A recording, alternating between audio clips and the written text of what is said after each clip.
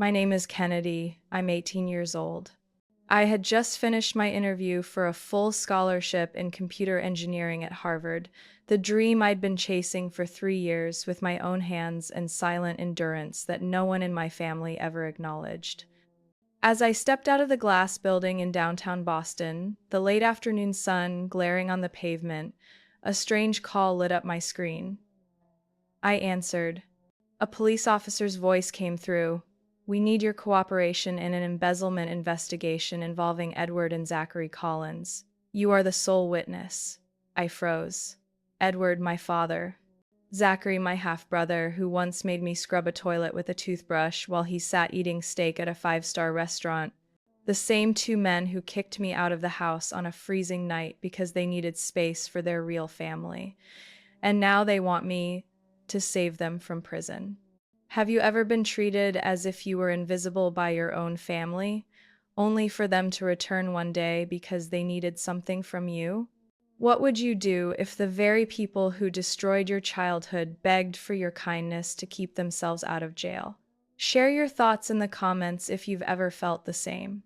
Hit like if this part struck a chord with you, and don't forget to subscribe to follow me through to the very end of this story, because after that phone call, everything changed. And I'll tell you from the beginning. I sat quietly on a wooden bench outside the Harvard building, clutching my phone as if letting go would make everything I'd just heard vanish with the evening breeze rustling through my anxious hair. "Miss Collins, I'll repeat. We need to meet you in person as soon as possible. You are the only living witness tied to a bank account under the name Kennedy L. Collins, opened in May last year at First Federal Bank. Transactions in that account have reached more than $250,000. Can you confirm you've ever used that account?" I heard the faint tapping of a pen on a desk on the other end. "Never," I answered, my voice hoarse. I had no idea such an account even existed in my name. "I understand. But the signature on the documents matches yours, and the registered address is that of Mr. Edward Collins, your father. Can you meet us tomorrow morning? We'll send you the address of the investigation office by text." "Yes," I said, not even sure who I was nodding to. The call ended. I sat there a few minutes longer, as if by staying still the world would somehow shift back into place. A sharp ache ran down the back of my neck, and I realized I'd been clenching my jaw so hard it hurt. Just an hour earlier, I'd been in the most important interview of my life.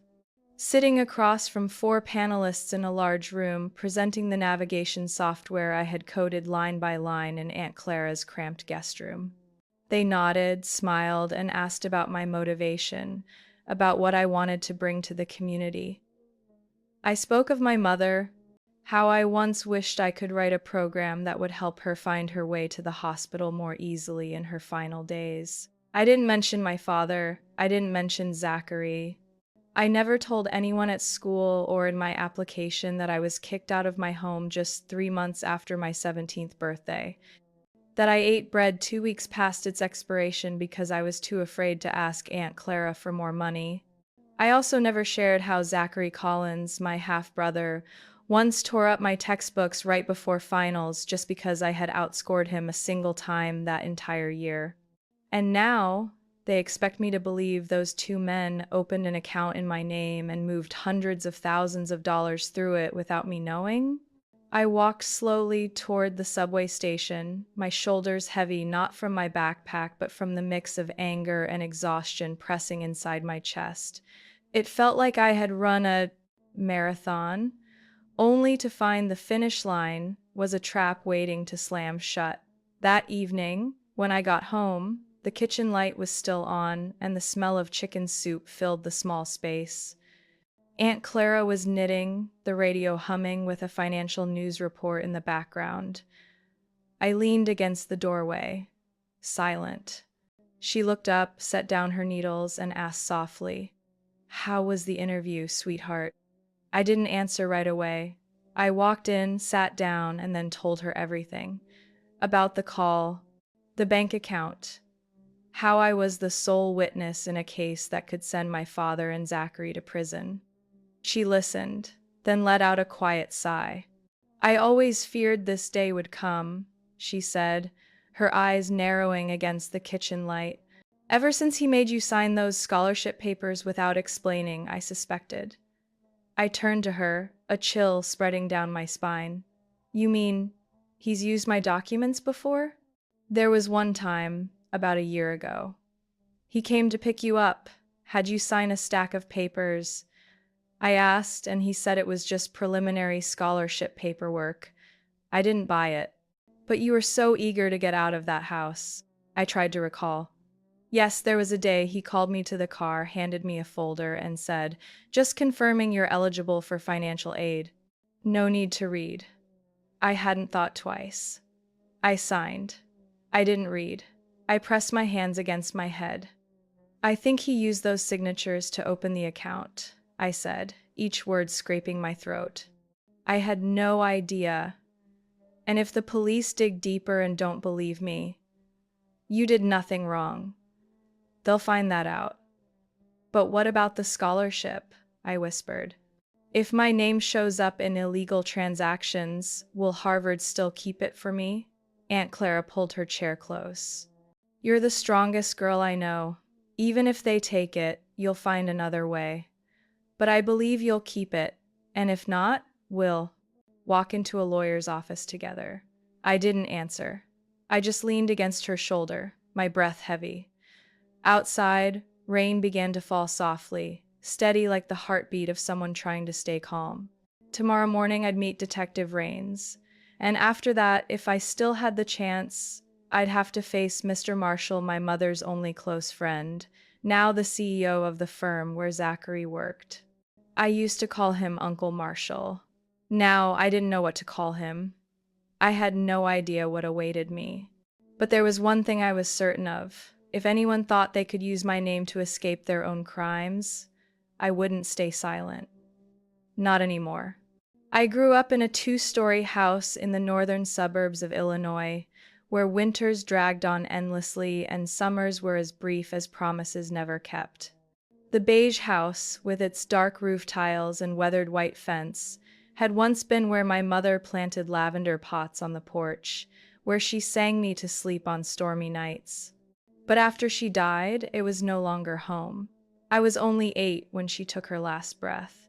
That night I stayed awake till dawn, curled up in a hospital hallway, waiting for my father to call me into the room.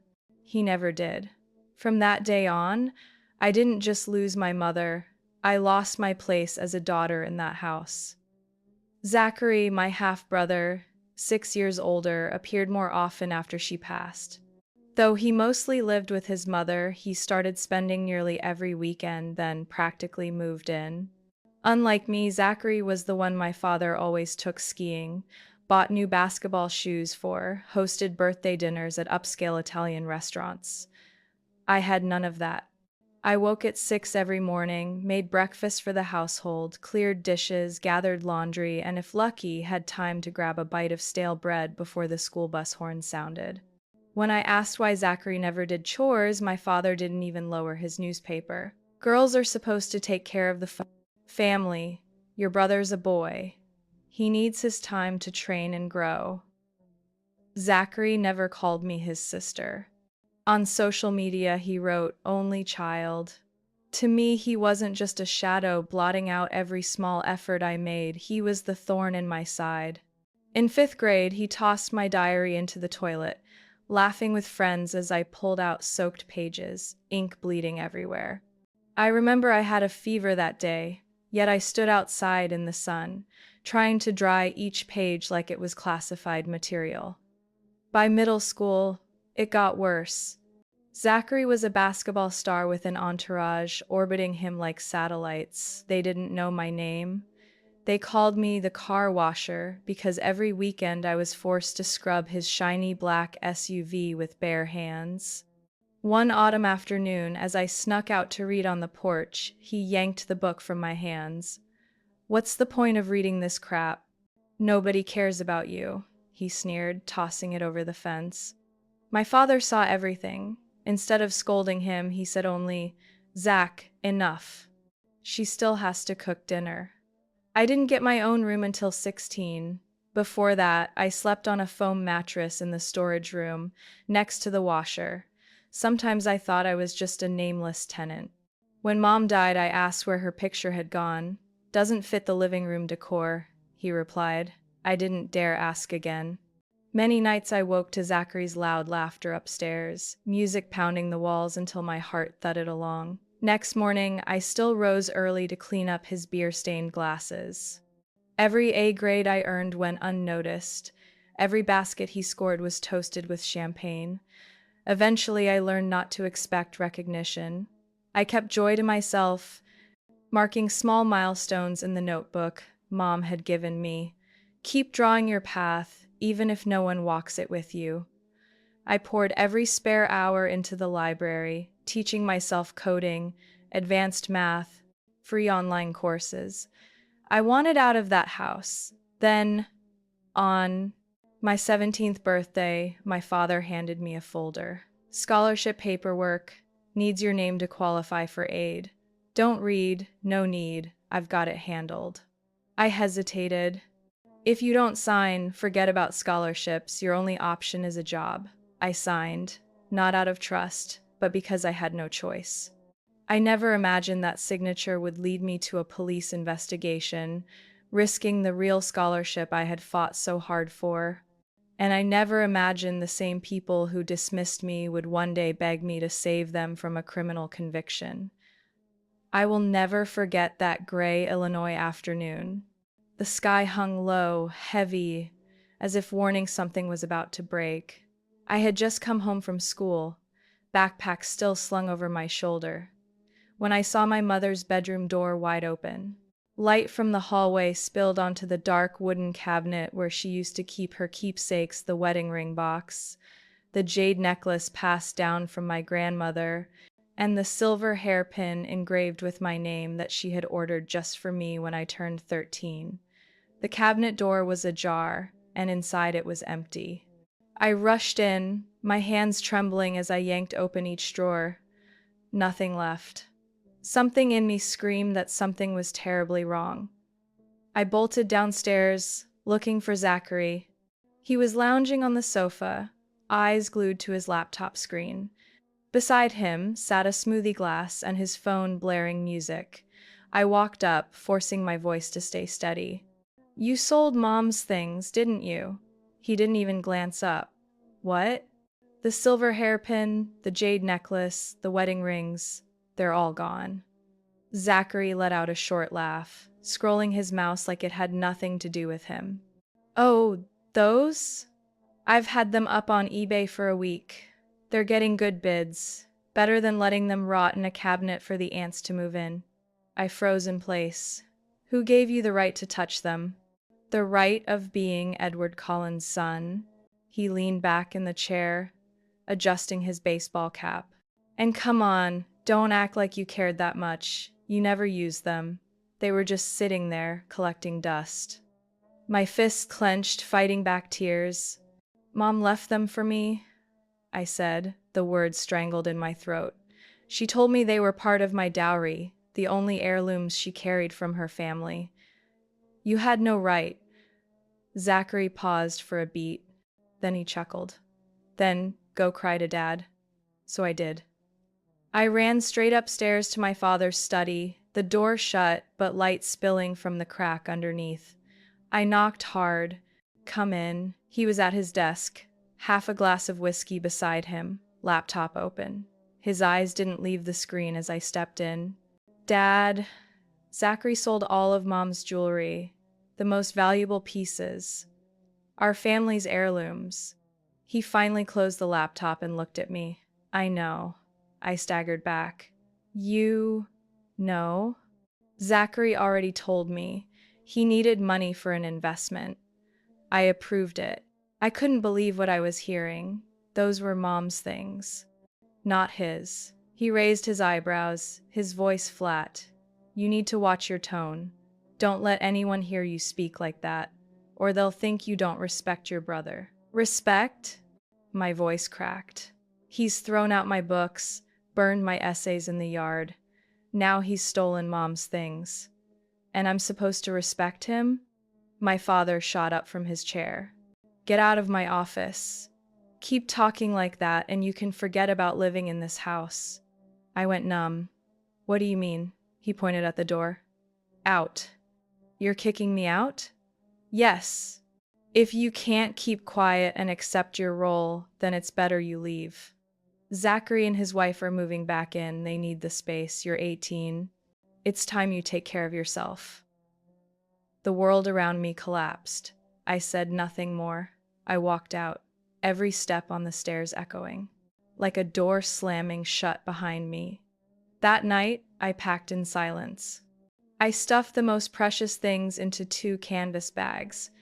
My laptop, a few books, a photo of Mom, and the handkerchief she once embroidered with my name in pink thread. I didn't sleep. The next morning, I called Aunt Clara. She didn't ask many questions, only said, "Come stay with me tonight. I've got a little basement room. It's not fancy, but it's warm enough."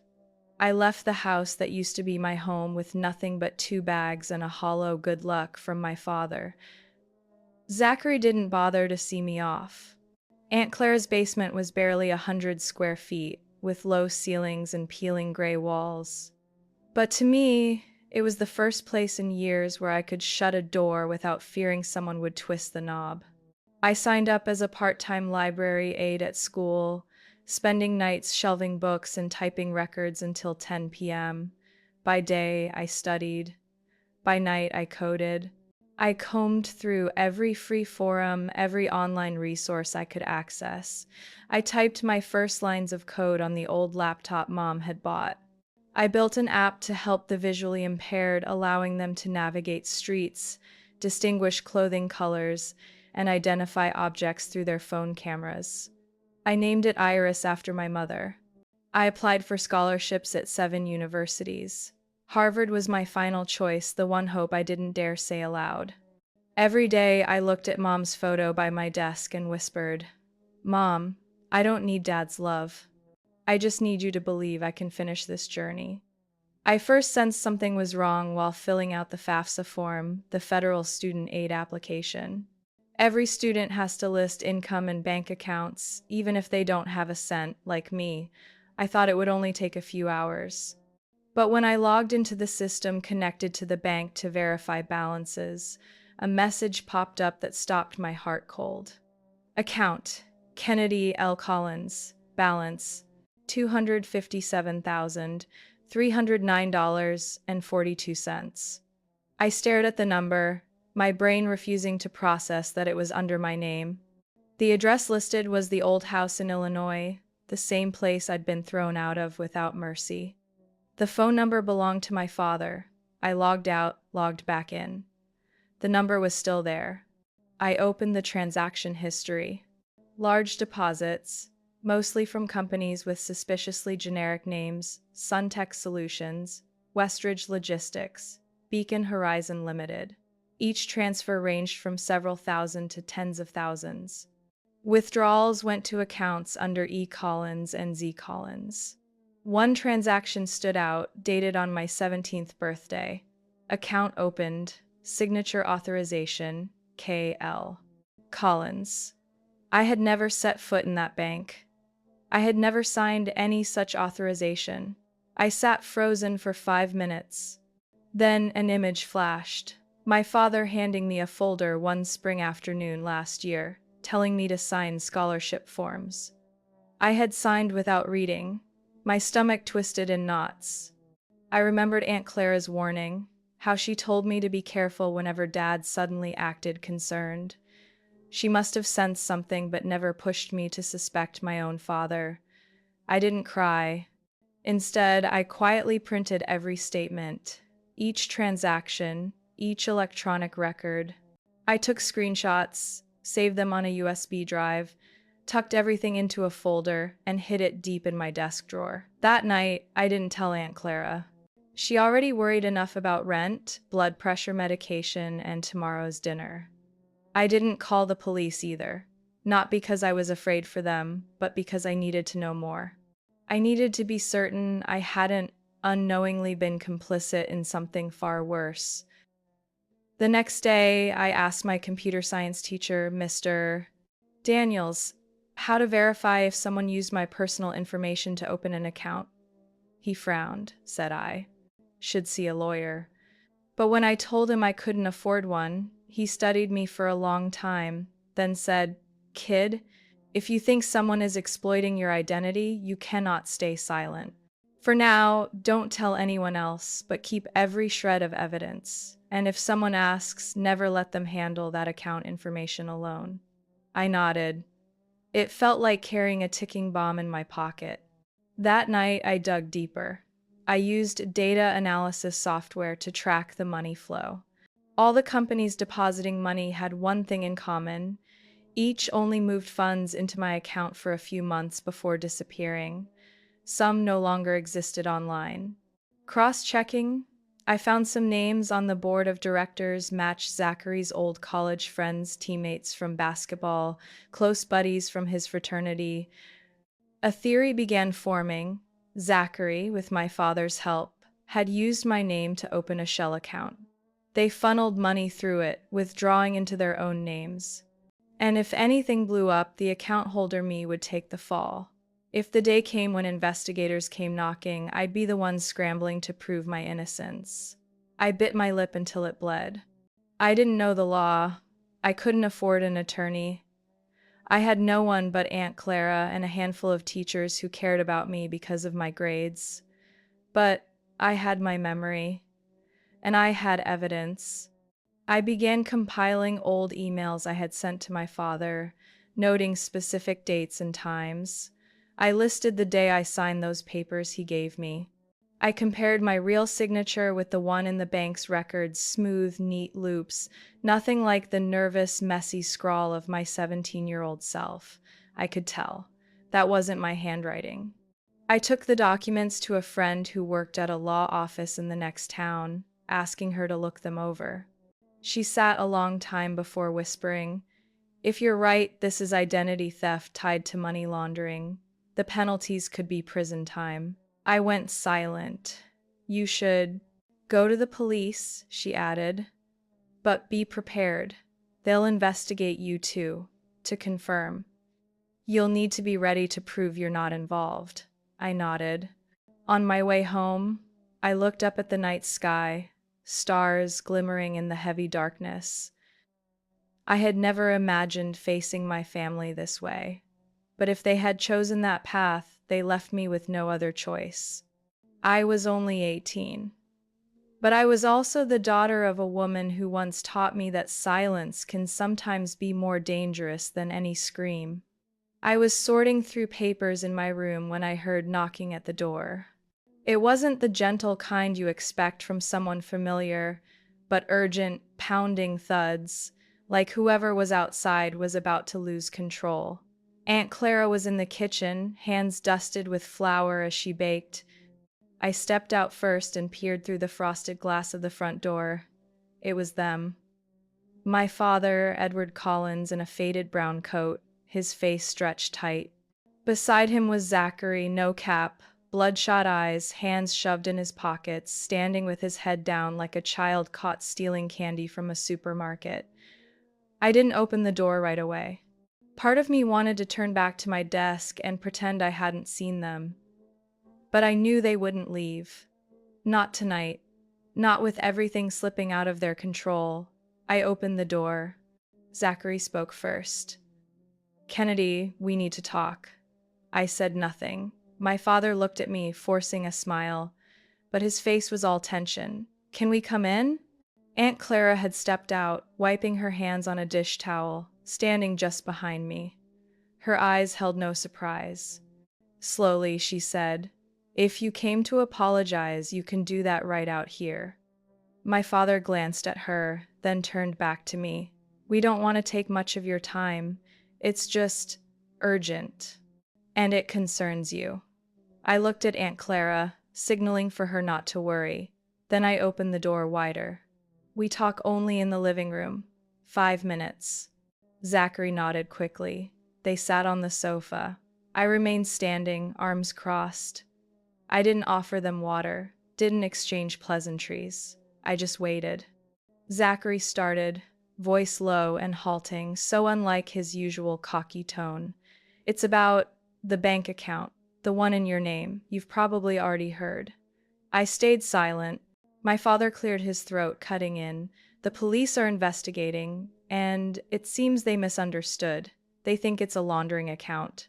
But really, it was my scholarship fund, wasn't it? I cut him off. Zachary nodded quickly. Yes, an account Dad and I set up for your college, I swear. I sat down across from them, eyes locked on Zachary. Then why are there no transactions related to tuition? Why only money from shady companies? And why do all the outgoing transfers land in accounts under your names? Zachary fell silent. My father leaned forward, fingers interlaced. Sweetheart, it's not what you think. There were some financial challenges, and I just borrowed your name. Because you had no bad credit, and you forged your own daughter's signature, I snapped, my voice no longer calm. You let him launder money through it. And now that it's unraveling, you come here? Zachary suddenly dropped his head. I know I was wrong, but if you don't help us, we could really end up in prison. My father closed his eyes, exhaling heavily.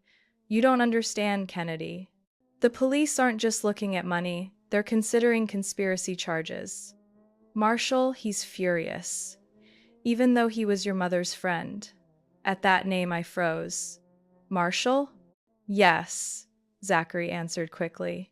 He's the CEO of my company, your mom's closest friend. He gave me a job even though my record wasn't clean. Only because of her. And now, he says if we can't explain, he'll sue. Criminal charges. I stared at them, two men who had once tossed me out of my home like garbage. Now they sat here in Aunt Clara's small living room, begging the daughter they abandoned to save them from prison. My father's voice wavered. If you'll just tell Marshall it was a scholarship account, one your parents set up years ago to prepare for your future, he'll believe you. He could withdraw the lawsuit. We just need your word. And what do I get? The words slipped out before I could stop them. Both men froze. I hadn't meant to demand anything. I only wanted them to feel the weight of what it costs to push someone to the edge, then crawl back empty-handed. Zachary's voice cracked. Kennedy, we have nothing to give. Only this, we'd be grateful forever if you did. I stood, slowly walking toward the fireplace. Mom's photo sat there, still in its old silver frame. I won't lie, I said firmly. Not for anyone. Not even for family ties you've always twisted as an excuse. My father's brow furrowed. You don't have to forgive, but don't be so selfish. I turned back, eyes fixed on him. Selfish? After years of being treated like a freeloader in my own home, forced to do chores like a maid, kicked out without a word of goodbye, now you call me selfish? Zachary stood too, his voice pleading. I was wrong. I know that. But if you don't help, it's not just me. Dad will be sentenced too. You can't let old grudges decide the rest of our lives. I was silent for a long time before whispering, I'm not deciding your lives. You already did that, long ago. I turned to Aunt Clara. They're done here. She stepped forward, opened the door. Zachary hesitated as if to say something, then thought better of it. They walked out, taking the chill of the night air with them. I closed the door behind them without another word. The next morning, I skipped half a day of school and caught the earliest bus downtown, where the glass tower of Marshall and Whitmore Capital loomed over the financial district. I wore a crisp white shirt Aunt Clara had ironed for me the night before, a gray cardigan over it to hide the faint tremor in my hands. In my bag was the folder I had prepared for nights on end, bank statements, copies of signatures, and a timeline of every event tied to the account in my name. I didn't have a formal appointment. I had only sent a short email the night before, requesting to meet Mr. Marshall, my mother's last friend who still remembered me. Part of me feared he wouldn't respond. But as soon as I approached the reception desk, the woman checked her book, nodded, and said softly, "Mr. Marshall is expecting you on the 19th floor. Conference room on the left." Riding the elevator, I felt like I was stepping into a world that wasn't mine. High ceilings, gleaming glass, staff in tailored suits moving past me with thick files and focused expressions. When the conference room door opened, Mr. Marshall stood by the window, hands in his pockets, shoulders bent as if carrying a heavy thought. His hair had grayed more than I remembered, but his stance was still strong, and his eyes, when he turned, were the same ones I saw at my mother's funeral. "Kennedy," I nodded. "Thank you for coming." He motioned for me to sit, then closed the door and unplugged the desk phone. The room went utterly still. "Did you bring the documents?" I pulled the folder from my bag, carefully organized and marked. He took it, opened it, and read in silence. I sat frozen, fingers clenched together. Each time he turned a page, my chest tightened. After 10 minutes, he set the file down, hands clasped in front of him. "This matches exactly what our internal audit suspected." His eyes lifted to mine. "Are you absolutely certain you didn't sign these papers?" "Completely. I've never been to that bank. I don't know anyone at those companies that wired money into the account. That day, my father just told me to sign some scholarship forms. He never explained." "I believe you." My head snapped up. For the first time in months, my throat tightened, not from anger or fear, but relief. "Thank you." He let out a long breath. 2 years ago, Zachary was caught withdrawing from our internal fund for personal investments. Edward came to me privately, begging for a second chance. "Because of your mother," I agreed. But I made it clear only once. I bit my lip, staying quiet. "This time there is no going back," he continued. "The account is in your name. Without your testimony, our legal team has no choice but to press charges. The missing funds have passed the federal threshold, but if you testify, the truth becomes much clearer. And I believe it's what your mother would want." I held his gaze. "If I testify, could it affect my scholarship?" He nodded. "It could.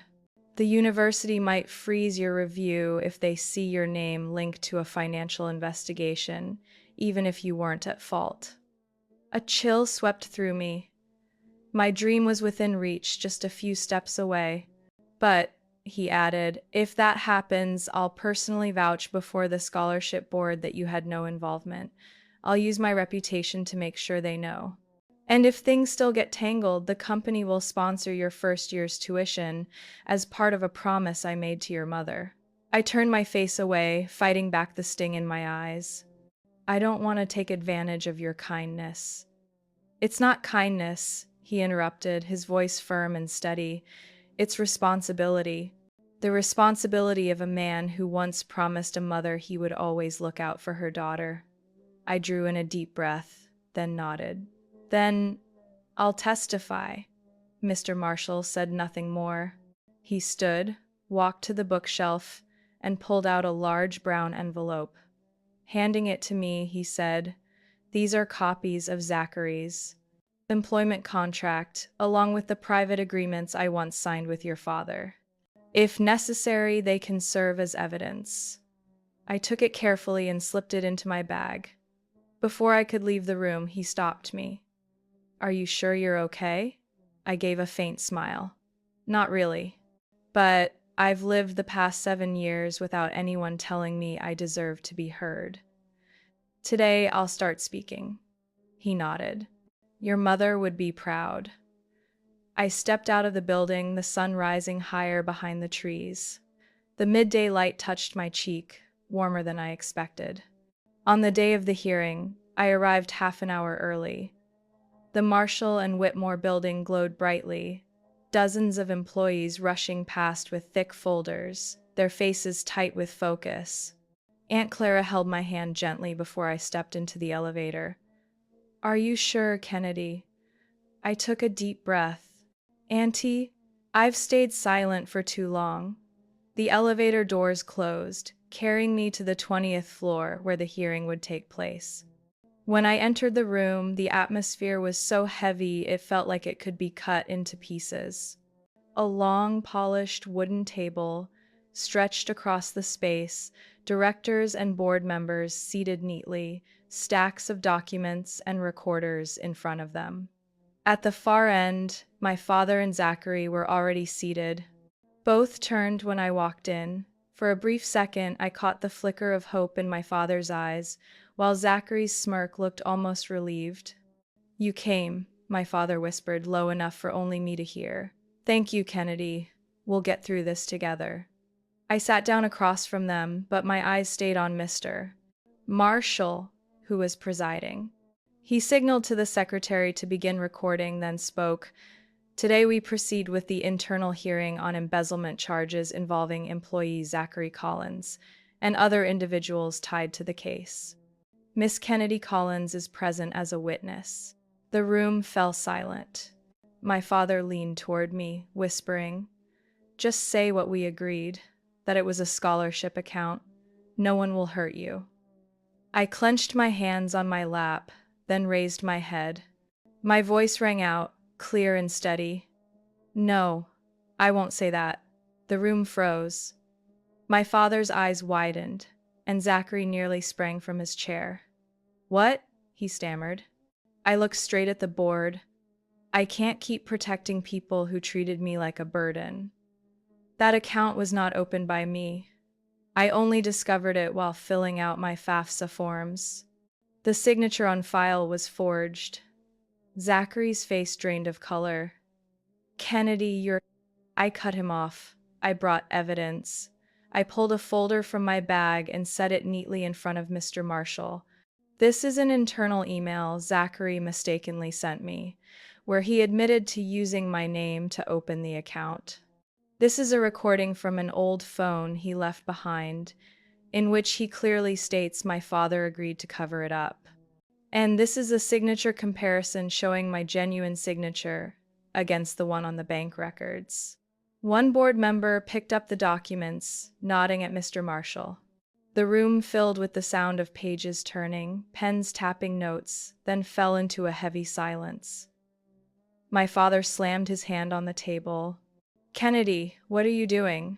Are you trying to destroy this family?" I turned to him, my eyes cold as ice. "Family? When Mom died, you abandoned me. When I needed a roof over my head, you threw me out. When Zachary sold Mom's jewelry, you helped him. You never treated me as your daughter. Don't use that word to trap me again." My voice didn't shake, though my chest ached. I saw my father's hands tremble, and for the first time, I saw real panic on his face. Zachary slammed the table in anger. "You'd put me in prison over childish nonsense? Over some years I teased you? You're selfish." I met his gaze. "No, Zachary, because you were greedy, because you wrote in your own email. Don't worry, Dad has taken care of the fake paperwork for Kennedy. Just let the money flow through that account." Those words weren't mine. They were yours. The room buzzed. A director tapped his pen lightly on the table. "These documents align with the preliminary audit. Undeniable." Mr. Marshall leaned back in his chair, sighing. He looked at me with a mixture of sadness and resolve. "Thank you, Kennedy. Your testimony will be recorded." My father shot up from his chair. "No, Marshall, we've been friends for over 20 years. You can't believe a child and abandon me and my son." Mr. Marshall's voice dropped. "Edward, I believed you once, and you betrayed that trust. Today, I won't let it happen again." Zachary nearly collapsed back into his seat. My father stood frozen, lips pressed tight, staring at me as if he no longer recognized the girl before him. I gathered the remaining documents into my bag and rose. No one stopped me. As I reached the door, the room thickened with silence, broken only by the scratching of pens. I didn't look back. I knew that moment had closed a long, dark chapter of my life. Out in the hallway, my breath broke free like I had escaped a room without air. My heart pounded, but inside my chest, for the first time in years, there was space to breathe. I left the building that day with heavy steps. I thought I had set down a burden, but before I could even exhale, an email from Harvard appeared in my inbox. The subject line was brief: Notice regarding financial records of Kennedy L. Collins. I opened it. The words blurred as I read. The scholarship board had received information about a bank account under my name, with unusual balances and unexplained transactions. Because of this, my full scholarship would be suspended until the investigation was complete. I collapsed onto a bench in the lobby, the email glowing on my screen. People rushed past, no one noticing the young woman. With her face in her hands, my heartbeat thundered, tearing at my chest. I had fought to escape that house, to seize my chance. And now, everything hung in the balance because of my father and Zachary's greed. That night, I couldn't eat. Aunt Clara brought me a bowl of soup and sat beside me. "Harvard sent the letter, didn't they?" she asked softly. I nodded, eyes red. "I'm afraid everything will vanish." She placed a hand on my shoulder. "You did the right thing. People can take away opportunities, but they can't take away your integrity. That's what will carry you forward." I leaned into her shoulder, letting the tears fall freely. She said nothing more, only stayed beside me, her frail hand gently patting my back. The days crawled by. I still went to school, still worked at the library, but the weight inside me never lifted. Friends chatted about summer plans before college, while I had no idea if I'd even walk through Harvard's gates. A week later, on a gray morning, I received a call from Marshall and Whitmore's office. The secretary's voice was steady. "Mr. Marshall would like to see you this afternoon. He said it's important." I went to headquarters, nervous and hopeful. In the conference room, Mr. Marshall was waiting, alongside a man in a navy suit, who introduced himself as the company's in-house attorney. Mr. Marshall looked at me, his voice deep and firm. "You're not implicated. We've worked with the bank and the state finance office. The forged signatures have been confirmed, and the full money trail proves you were only a victim." I exhaled, like a rope had finally loosened around my throat. "And Harvard?" I asked quietly. He exchanged a glance with the attorney, then looked back at me. "We've sent certified evidence. They'll review it, but it may take time." So, he pulled a thick envelope from the drawer and placed it on the table. "This is your acceptance for a summer honors internship at Marshall and Whitmore. It's paid. And beyond that, we're awarding you a scholarship from the Iris Memorial Fund established by your mother before she passed, entrusted to us." I froze. "My mother's memorial fund?" He nodded. "Iris came to me months before she died. She knew the family situation was troubled, so she wanted a separate fund for you in case anything ever happened. The amount isn't huge, but enough to cover your first year's tuition and part of your living expenses. She asked me to hold this envelope for the day you might need it most." He slid the envelope toward me. I opened it to find a handwritten letter from my mother, the familiar, delicate script flooding back. "My dear daughter," the first trembling line read, "I don't know if I'll live to see you walk through a college gate, but I believe you will get there. If you're reading this, it means you need a hand to lift you up. Remember, you are not alone. I'm with you, in my own way." Tears streamed down my face as the words wrapped around me like her long-lost embrace. Mr. Marshall sat silently, letting me cry. When I wiped the last tear, he spoke slowly. "This internship will give you experience, and more importantly, it will show Harvard you are deserving. When your scholarship is restored, you'll continue. And if it takes longer, your mother's fund will make sure you don't miss your chance." I clutched the letter, nodding. "Thank you." Not just for the money, but for keeping your promise to her. He gave a faint smile, eyes glistening. Iris once said her daughter had more strength than anyone she knew. Today, I see she was right.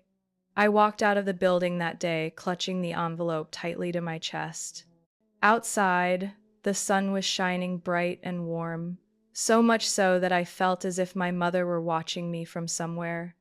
I knew the road ahead was still full of challenges, but I had an anchor now, not only from a Stamina's mother who was gone, but also from those who believed I deserved to keep moving forward. I thought the envelope Mr. Marshall had given me only contained the letter of guidance and documents about the scholarship fund. But before I left the conference room, he softly called out, "Kennedy, there's one more thing. This is a personal letter your mother left for you. She asked me to keep it hidden until the right time came." From the drawer, he pulled a thin envelope, its edges yellowed with age. The familiar handwriting ran across the front. "To my beloved daughter, when you are strong enough to stand on your own." I froze, my hands trembling as I took it. Mr. Marshall placed a hand on my shoulder. "Read it when you're ready. Don't rush. Inside are truths that may be hard to hear, but she wanted you to know them." I nodded, my throat tight. That evening I sat in Aunt Clara's small basement room, the yellow light falling across the trembling pages in my hand. I opened the envelope. Inside were 4-line sheets, the handwriting steady yet smudged in places, perhaps from my mother's shaking hands in her final days. "My dear daughter, if you are reading this, it means I am no longer by your side.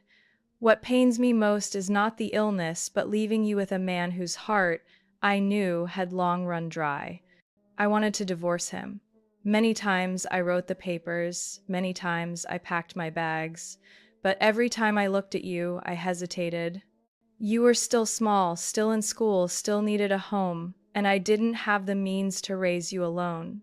Your father, Edward, isn't purely cruel, but he is selfish. He only sees the value of what can be displayed to others, never what silently holds a family together. To him, Zachary was the shining example to boast about, while you were only a burden. Quietly, I set up a fund in your name, entrusted to the only friend I truly believed in, James Marshall. If one day you are cornered, let this fund be your lifeline. Do not hesitate to use it. More importantly, I hope you never become a copy of your father. Don't let bitterness turn you cold. Don't let injustice make you someone who looks down on others. Hold on to the sincerity within you, because it is the most precious thing I have ever seen in you. I love you, and wherever I am, I will be watching." I read every word, my eyes so blurred I had to pause many times to breathe. Each sentence cut like a knife, but also wrapped me in warmth. My mother had never spoken these truths aloud when she was alive. She had always shielded me gently from my father's anger, but never admitted she longed to leave that marriage too. I folded the letter and held it to my chest. Aunt Clara sat quietly beside me, asking nothing, only handing me a handkerchief. "Your mother was a brave woman," she whispered. "And now you must be brave for the rest of the journey." I nodded, wiping my tears. In that moment, I felt as though my mother was right there, smiling softly, placing her hand on my shoulder. The next day, I brought the letter to Mr. Marshall. He was waiting in his office, his eyes somber, when I set the envelope in front of him. "She gave me a copy," he said slowly. "But she wanted you to have the original. She always believed one day you would be strong enough to read it without breaking." I looked at him and asked quietly, "Did you ever tell my mother to leave?" He sighed, "Yes. But Iris always said she couldn't take away your home when you were so young. She chose to stay, to bear it for your sake. And she left the rest to the future." "The rest is me," I whispered. He nodded, his eyes shining with conviction. "Yes. Now it's time for you to write your own life, Kennedy. Not the one Edward wanted, not Zachary's shadow. Yours just as your mother wished." I left his office that day feeling heavy but clearer than ever. My mother's letter was like a compass, pointing me toward the path I needed to walk. I couldn't seek revenge with the same hatred my father and Zachary had sown. I had to go further with my mind and my kindness. On the way home, I looked at my mother's photo in my wallet. I whispered, "Mom, I won't become a copy of him. I promise." And I knew that promise would stay with me for life. A year passed faster than I expected. I now sat in a small dorm room in Cambridge, the window opening to the red brick buildings of Harvard. On my desk were heavy textbooks on computer science, and next to them my intern badge from a top Boston tech company, where I had spent the summer coding for projects I once only dreamed of seeing up close. Life wasn't easy. My schedule was packed, the workload heavy, and sometimes I still worked evenings at the library to cover part of my expenses. But it was nothing like the damp basement in Ohio.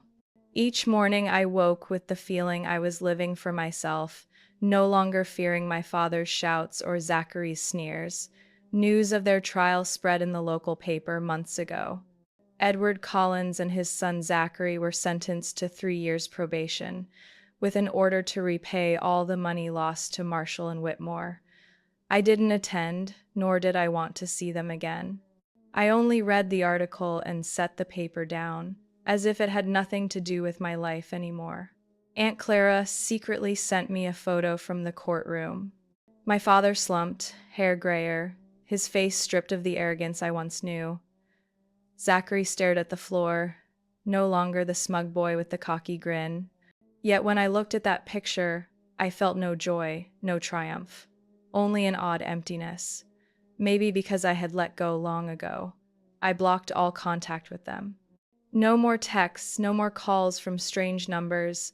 Sometimes Aunt Clara mentioned my father tried sending messages through acquaintances, hoping to see me. I never responded. I had nothing left to say. That autumn, I walked into Harvard's lecture halls with a different spirit than the bewildered 18-year-old I once was. On campus, as golden leaves fell, I heard students buzzing over new projects, professors hurrying into classrooms. Deep inside me, gratitude for my mother grew stronger. She had prepared everything for me before she left, so I could stand firm in this world. One afternoon, I was invited to speak at a seminar hosted by the company where I interned. They asked me to share the story of the app I developed for the visually impaired. Standing on stage, facing hundreds of eyes, I remembered my mother's words in her letter. "Hold on to your sincerity, because it is the most precious thing in you." I spoke not only about the app, but also about the nights I balanced school with library shifts, about being rejected in my own home, about how a girl once abandoned found her light again. The hall fell silent, then filled with long applause. I looked up at the bright ceiling, feeling as though my mother was smiling down. At the end of the semester, a classmate recorded a short interview for a school media project. When the camera turned toward me, I hesitated for a moment, then looked straight into the lens. My voice came out soft but clear. "If you're living in the darkness your family created, remember this: light can come from within you. Don't wait for someone else to bring it. Step out and find it yourself." The camera closed with an image of me by the window, afternoon sunlight on my face. I was no longer the girl thrown out with 2 old bags. I was a Harvard student, an intern, the daughter of a mother who had given me her greatest strength, the belief that I deserved to live my own life. I often wondered, if my mother were still alive, what she would think seeing me now. Perhaps she would smile, proud yet wistful, knowing how much her daughter endured to reach this place. But I also understood that none of us choose where we begin. The only choice we have is how we move forward. And I chose to walk toward the light. And what about you? If you were in my place, choosing between silence to preserve a false family or standing up for the truth, what would you do? I'd love to hear your thoughts, because each answer may give courage to someone else out there. If this story touched you, share your feelings in the comments. And don't forget to follow the channel to hear more stories about family, choices, and how we discover our true worth through life's trials. Because sometimes the darkest experiences lead us to the brightest dawn.